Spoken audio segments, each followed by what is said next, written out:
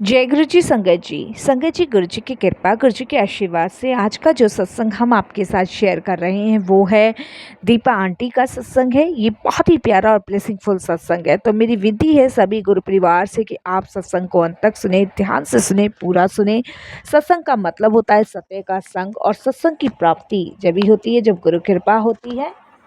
तो हम सभी बड़े भाग्यशाली हैं कि हम पे गुरु कृपा हुई और हमें सत्संग सुनने का और शेयर करने का सौभाग्य प्राप्त हुआ। तो प्लीज़ साथ संगत जी बिना स्किप किए आप सत्संग को अंत तक सुनिएगा, ध्यान से सुनिएगा, पूरा सुनिएगा। और अगर आप भी अपने सत्संग अनुभव शेयर करना चाहते हैं तो हिंदी में साफ राइटिंग में आप अपना सत्संग लिखकर हमारी जीमेल आईडी पर सेंड कर सकते हैं, ताकि आपके द्वारा सुनाए गए सत्संग से जो भी गुरुजी महाराज की नई जुड़ने वाली संगत होगी उन्हें गुरुजी के कल्याण, महिमा, अनुभव के बारे में ज़्यादा से ज़्यादा पता चलेगा। सत्संग आपको पसंद है तो आप इसे लाइक कीजिए, चैनल को सब्सक्राइब कीजिए, वीडियो को ज़्यादा से ज़्यादा संगत में शेयर कीजिए और बेल आइकन दबाना बिल्कुल भी नहीं भूलिएगा। जब भी कोई लेटेस्ट सत्संग आएगा उसका नोटिफिकेशन आपके पास आएगा। संगत जी कमेंट्स बॉक्स में जय गुरु जी लिखना बिल्कुल नहीं भूलिएगा, इससे हमारी हाजिरी गुरुजी के चरणों में लगती है। तो सुनते हैं दीपा आंटी का सत्संग और करते हैं गुरुजी का मंत्र जाप। ओम नमः शिवाय, शिवजी सदा सहाय। ओम नमः शिवाय, गुरुजी सदा सहाय। जय गुरुजी संगत जी। संगत जी, मेरा नाम दीपा है। सबसे पहले मैं गुरुजी महाराज का शुक्राना करती हूँ, सारी संगत जी को जय गुरुजी बोलती हूँ और मैं अपना सत्संग शेयर करने के लिए गुरुजी का मंत्र जाप करती हूँ। ओम नमः शिवाय, शिवजी सदा सहाय। ओम नमः शिवाय, गुरुजी सदा सहाय। संगत जी, मैं जो अपना सत्संग सुना रही हूँ उससे आपके अंदर तक की रूह कांप जाएगी कि अगर गुरुजी महाराज ना होते और संगत जी प्रेमानंद जी महाराज ना होते तो आज शायद मैं जीवन के उन्हीं कठिन परिस्थितियों से गुजर रही होती जो मेरे जीवन में थी। संगत जी, यकीनन मेरे बड़े बेटे की जॉब नहीं थी, मेरे हस्बैंड की तबीयत ख़राब रहती थी, हम कर्जे में डूबे हुए थे, सारा मतलब घर ना अस्त व्यस्त था। इतनी नेगेटिविटी थी संगत जी कि घर में मन नहीं लगता था। हम बहुत परेशान थे।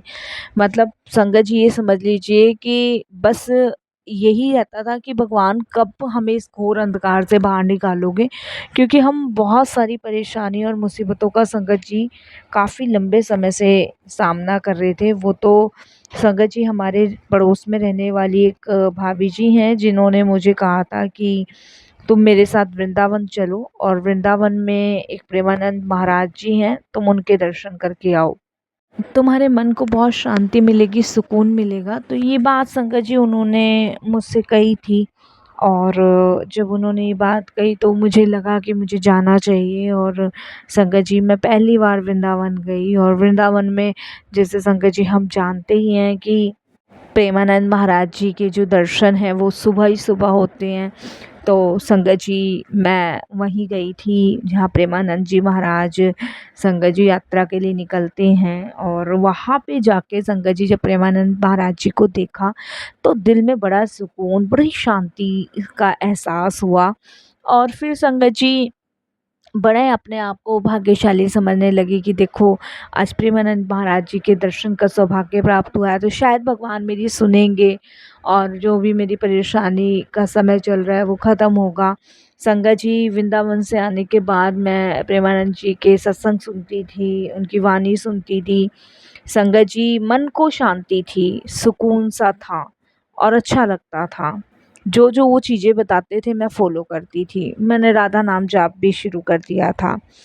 लेकिन मुझे ये नहीं पता था संगत जी कि मुझे सतगुरु की भी प्राप्ति होगी। गुरु की प्राप्ति तो मुझे प्रेमानंद जी महाराज के रूप में हो चुकी थी, लेकिन मुझे सतगुरु की भी प्राप्ति होने वाली है, ये मुझे नहीं पता था।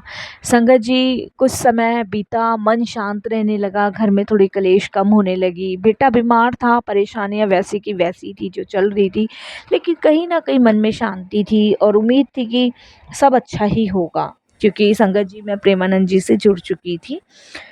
फिर संगत जी कुछ समय बाद मेरी एक बार नंद का फ़ोन आया, और उन्होंने मुझे बोला कि हाँ दिल्ली में ना गुरुजी का छतरपुर मंदिर है, और उन्होंने भी उस टाइम नया-नया ही सुना था। तो वो कहती हैं यहाँ छतरपुर मंदिर है और मैं वहाँ दर्शन के लिए आऊँगी, सुना है वहाँ सारे कष्ट कट जाते हैं, और भाभी तुम भी चलो।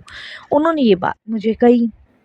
संगत जी, मैंने उनको बोला कि मैं तो प्रेमानंद जी से जुड़ी हुई हूँ और मैं कहीं नहीं जाना चाहती, तो आपको जाना है आप चले जाओ।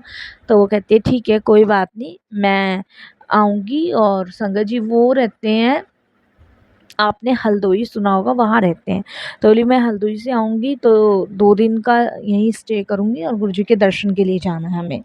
तो मैंने कहा ठीक है। तो संगत जी मेरी ननद आई, और ननद आई तो उन्होंने गुरुजी के दरबार जाने का मतलब सारा बंदोबस्त कर रखा था, तैयारी वगैरह कि हम गुरुजी के पास जाएँगे। तो वो शाम के लिए तैयार हुई। तो मैंने कहा दीदी शाम को कौन-सा मंदिर खुलता है? मंदिर तो हमेशा सुबह ही खुलते हैं। वो कह रही यही तो चमक यूट्यूब पे गुरुजी के फोटो और सत्संग भी सुनवाए। संगत जी बड़ा मेरे को सुनकर अजीब सा ताज्जुब सा लगा कि ऐसा भी पॉसिबल है। तो मैंने दीदी को कहा कि मैं भी चलूँगी। उन दिनों मेरे घर के हालात ठीक नहीं थे संगत जी, जैसे मैंने आपको बताया। तो मैं उनके साथ संगत जी गुरुजी के बड़े मंदिर गई। वहाँ पे संगत जी जाके तो मतलब मुझे बड़ा अच्छा सा लगा। और संगत जी आप बिलीव नहीं करोगे, वहाँ जाके मतलब और ज़्यादा शांति का एहसास हुआ, और वहाँ बड़ी एक धीमी-धीमी सी खुशबू का एहसास हो रहा था। और इतना सुंदर, इतना भव्य मंदिर मैंने पहली बार देखा। वहाँ लंगर किया, जल प्रसाद पिया, और संगत जी मेरा मन इतना शांत हो गया कि मैं तो अपने सारे घर के दुःख भूल गई। उसके बाद संगत जी वहाँ कुछ संगत तो जो थी वो मेरी जानने वाली थी। और जब मैंने बोला, मैंने कहा पारुल आप भी यहाँ आते हो? मतलब जानने वाली थी वो, और मैं एक बार एक स्कूल में साथ पढ़ाते थे। तो बेटे की वजह से, हस्बैंड की वजह से मेरे को जॉब छोड़नी पड़ी, क्योंकि बेटे की जॉब नहीं थी, हस्बैंड बीमार रहते थे और बेटे की भी तबीयत संगत जी ठीक नहीं रहने लगी थी। तो उन्होंने बताया मुझे गुरुजी के बारे में। जब उन्होंने गुरुजी के बारे में मुझे बताया तो मैं हैरान हुई। संगत जी मैंने अपने बेटे और अपने हस्बैंड को कहा कि हम एक जगह चलेंगे, वहाँ पे तुम्हारी बीमारियाँ ठीक हो जाएगी। मेरे हस्बैंड को लीवर इन्फेक्शन था, और मेरे बेटे को हमेशा माइग्रेन की प्रॉब्लम रहती थी, और उसकी जॉब भी नहीं लग रही थी संगत जी। तो गुरुजी के पास जाने से देखिए संगत जी मेरे हस्बैंड का जो लीवर इन्फेक्शन था वो ठीक हुआ, बेटे की जॉब लगी, बेटे के माइग्रेन की जो प्रॉब्लम थी वो संगत जी गुरुजी के लंगर प्रसाद से ठीक हुई। तो संगत जी मैं मेरे घर का जो माहौल था वो गुरुजी से जुड़ने के बाद हुआ सही। और उससे पहले संगत जी मैंने बताया परेशानी इस कदर थी मेरे घर में कि ऐसा लगता था कि भगवान उठा लो। और हस्बैंड इतने चिड़चिड़े हो गए थे कि आया दिन की कलेश होना शुरू हो गया था। लेकिन गुरुजी की कृपा, गुरुजी की मेहर से देखिए संगत जी ऐसा समय आया कि दोनों चीज़ें सही हो गई। घर में जो आर्थिक समस्या थी वो भी ख़त्म हुई, हस्बैंड की तबीयत ठीक हुई, बेटे की जॉब लगी, बेटे की भी तबीयत ठीक हुई, और संगत जी मेरा शांत मन हो चुका। मैं अब दोनों को फ़ॉलो करती हूँ और दोनों ही महाशिव हैं। संगत जी मैं गुरुजी को महाशिव के रूप में देखती हूँ, तो प्रेमानंद जी को भी महाशिव के रूप में देखती हूँ। और संगत जी मैं हर देवी देवता को इन दोनों के रूप में पूजती हूँ। प्रेमानंद जी महाराज मेरे लिए गुरु हैं, और गुरुजी महाराज मेरे लिए सतगुरु हैं। गुरु जो प्रेमानंद जी हैं वो मेरा मार्गदर्शन करते हैं, सही राह दिखाते हैं, और जो सतगुरु हैं मेरे महाशिव, वो मेरी नाव संगत जी भवसागर पार करते हैं। संगत जी जब मैं जीवन के उस उलझनों में उलझ रही थी तो प्रेमानंद जी ने उसको हल करा। और जब मैं आर्थिक समस्याओं से, बीमारियों से जूझ रही थी, कष्टों से जूझ रही थी, तो उस समय गुरुजी ने हाथ पकड़ कर भवसागर पार निकाल दिया। तो संगत जी दोनों ही मेरे लिए एक ही रूप है, जिस रूप में मैं इन दोनों को पूजती हूँ, इन दोनों ने ही मेरा कल्याण किया है। तो शुक्राना गुरुजी, शुक्राना प्रेमानंद जी महाराज। तो मैं इस सत्संग के माध्यम से यही सबको बताना चाहती हूँ कि हमें जीवन में गुरु और सतगुरु दोनों की शरण में जाना चाहिए। जब हम गुरु की शरण में जाते हैं तो हम अंधकार से बाहर निकालते हैं, और जब हम सतगुरु की शरण में जाते हैं तो हम भवसागर पार हो जाते हैं, 84 के घेरे से मुक्त हो जाते हैं।